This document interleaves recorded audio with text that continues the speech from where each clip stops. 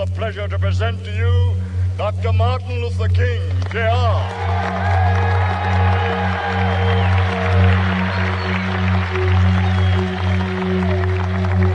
I am happy to join with you today in what will go down in history as the greatest demonstration for freedom in the history of our nation.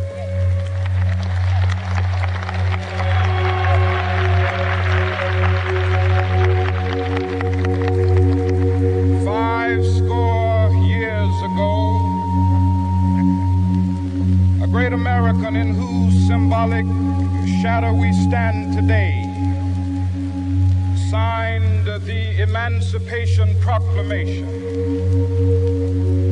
This momentous decree came as a great beacon light of hope to millions of Negro slaves who had been seared in the flames of withering injustice. It came as a joyous daybreak to end the long night of their captivity. But 100 years later, the Negro still is not free. 100 years later, the life of the Negro is still sadly crippled by the manacles of segregation and the chains of discrimination. 100 years later, the Negro lives on a lonely island of poverty in the midst of a vast ocean of material prosperity. 100 years later, the Negro is still languished in the corners of American society and finds himself in exile in his own land.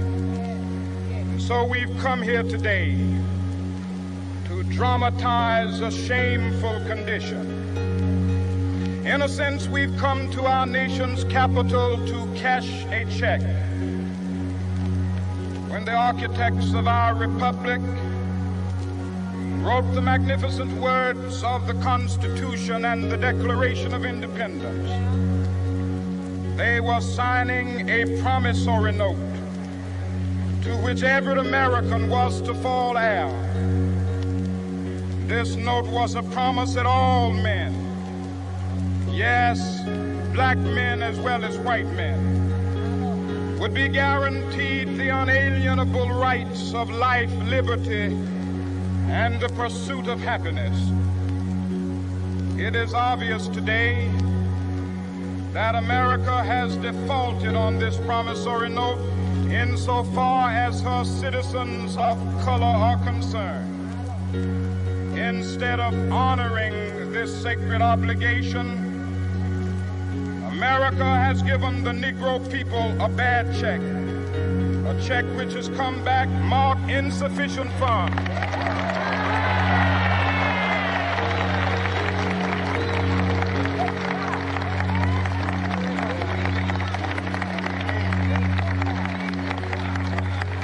But we refuse to believe that the Bank of Justice is bankrupt. We refuse to believe that there are insufficient funds in the great vaults of opportunity of this nation. So we've come to cash this check, a check that will give us upon demand the riches of freedom and the security of justice.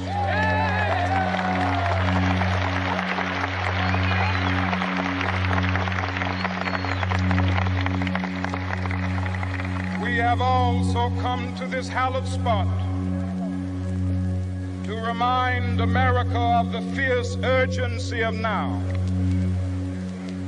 This is no time to engage in the luxury of cooling off or to take the tranquilizing drug of gradualism.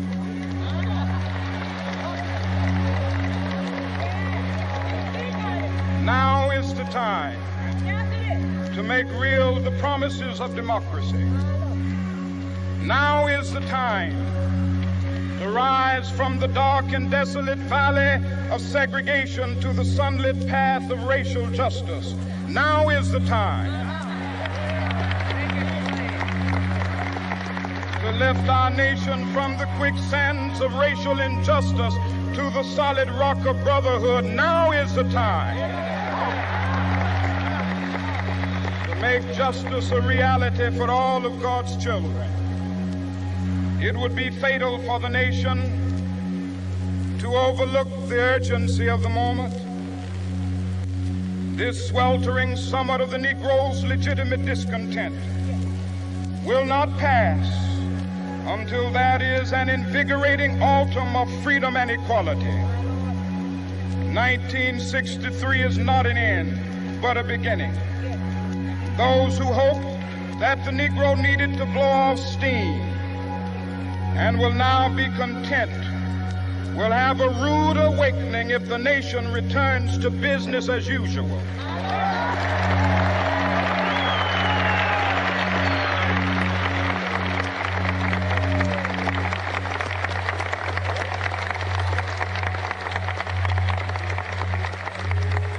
There will be neither rest nor tranquility in America until the Negro is granted his citizenship rights. The whirlwinds of revolt will continue to shake the foundations of our nation until the bright day of justice emerges.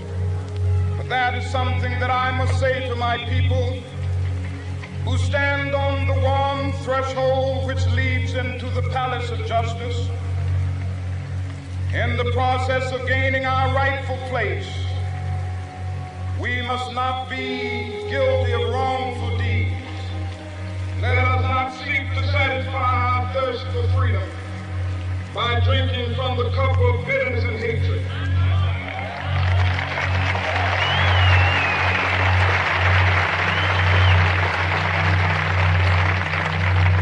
We must forever conduct our struggle on the high plane of dignity and discipline.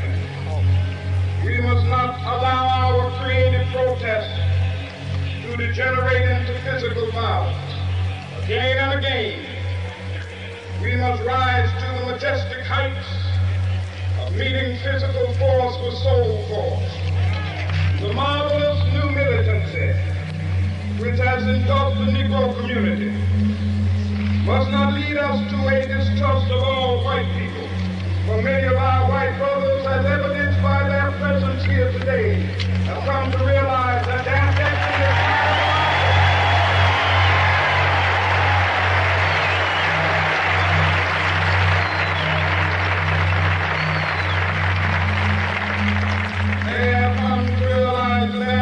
is inextricably bound to our freedom. We cannot walk alone. As we walk, we must make the pledge that we shall always march ahead. We cannot turn back. There are those who are asking the devotees of civil rights, when will you be satisfied? We can never be satisfied as long as the Negro is the victim of the unspeakable horrors of police brutality.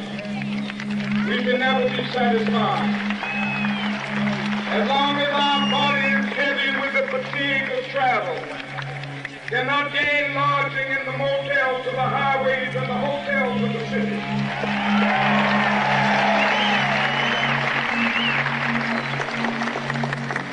We cannot be satisfied as long as a Negro in Mississippi cannot vote and a Negro in New York believes he has nothing for which to vote.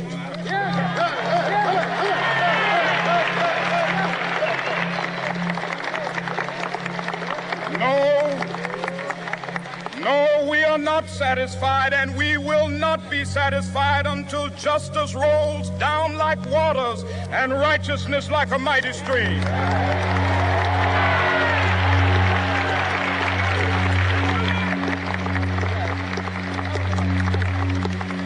I am not unmindful that some of you have come here out of great trials and tribulations.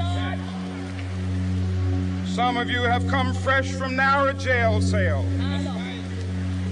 Some of you have come from areas where your quest for freedom left you battered by the storms of persecution and staggered by the winds of police brutality. You have been the veterans of creative suffering. Continue to work with the faith that unearned suffering is redemptive. Go back to Mississippi. Go back to Alabama, go back to South Carolina, go back to Georgia, go back to Louisiana, go back to the slums and ghettos of our northern cities, knowing that somehow this situation can and will be changed. Let us not wallow in the valley of despair. I say to you today, my friend,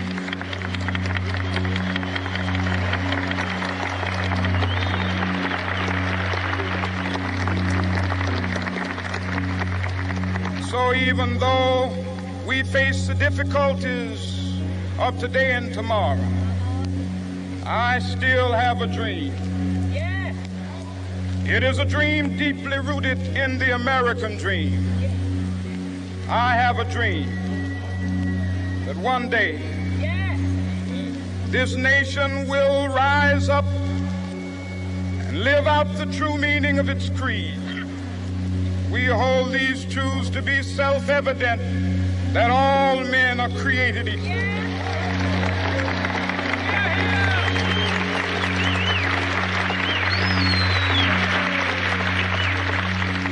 I have a dream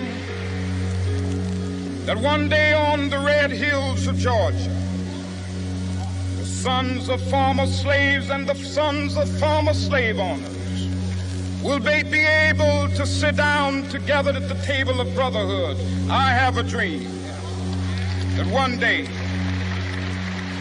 even the state of Mississippi, a state sweltering with the heat of injustice, sweltering with the heat of oppression, will be transformed into an oasis of freedom and justice. I have a dream my 4 little children will one day live in a nation where they will not be judged by the color of their skin, but by the content of their character. I have a dream today.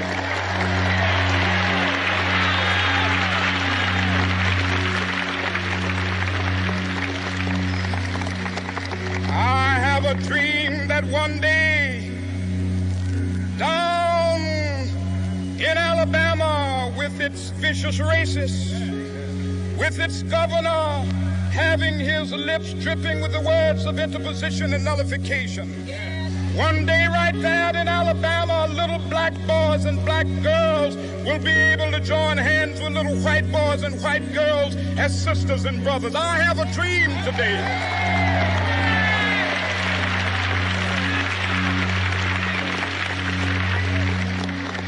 I have a dream that one day every valley shall be exalted.